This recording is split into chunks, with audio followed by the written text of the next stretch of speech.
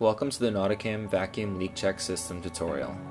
All of the modern Nauticam compact, mirrorless, and DSLR housings come standard with this vacuum electronic system, and some older model housings can have this feature installed. To get started, you'll want to start by removing either the M14 or M16 bulkhead cap from the housing. Thread in the vacuum valve by turning it clockwise,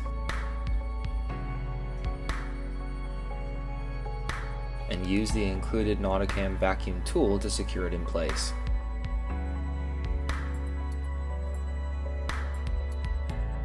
Next, you'll want to open the housing and switch the electronic system to the on position. You'll notice a flashing blue LED light on the housing. This indicates that the vacuum system is on and ready to be activated. Apply the pump onto the vacuum valve and begin slowly pulling the pump. You'll notice the LED light changing from a flashing blue to a flashing yellow and then to a solid green. Once you have a solid green on the LED light, stop pulling the vacuum. This green light indicates the system integrity. Simply attach the vacuum cap back onto the valve, and now your system is ready to dive.